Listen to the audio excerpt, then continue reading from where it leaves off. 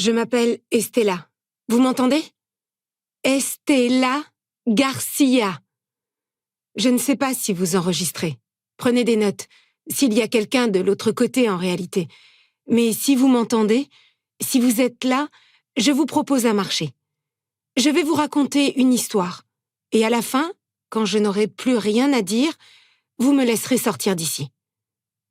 Allô? Personne? Je considère votre silence comme un oui. Cette histoire a plusieurs débuts. C'est même ce qui la constitue, j'oserais affirmer. Mais dites-moi, vous, ce qu'est un début. Expliquez-moi, par exemple, si la nuit arrive avant ou après le jour, si on se réveille après avoir dormi, ou si on dort parce qu'on a trop veillé. Mieux encore, pour ne pas tourner autour du pot, je ne voudrais pas vous agacer. Où commence un arbre d'après vous? Avec la graine ou avec le fruit qui contenait celle-ci?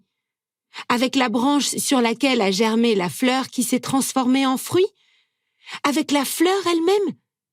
Vous me suivez? Rien n'est aussi simple qu'il y paraît. C'est pareil avec les causes, qui sont aussi confuses que les débuts. Les causes de ma soif, de ma faim, de cet enfermement. Une cause en entraîne une autre. Une carte s'écroule sur la suivante.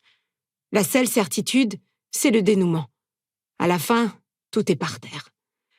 Et le dénouement de cette histoire, vous voulez vraiment le connaître? La fillette meurt. Allô? Aucune réaction?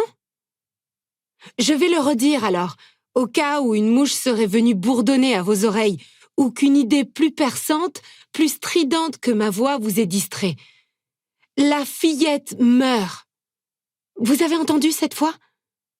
La fillette meurt et elle reste morte, quel que soit le début. Mais la mort non plus n'est pas aussi simple. Là-dessus, en revanche, on est sûrement d'accord. La mort ressemble à une ombre longue et large. Elle change de personne en personne, d'animal en animal, d'arbre en arbre.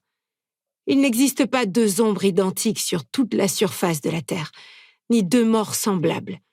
Chaque agneau, chaque araignée, chaque moineau meurt à sa manière. Prenons le cas des lapins. Ne soyez pas impatients, c'est important. Avez-vous déjà eu un lapin entre vos mains? C'est comme tenir une grenade, une douce bombe à retardement. Tic-tac,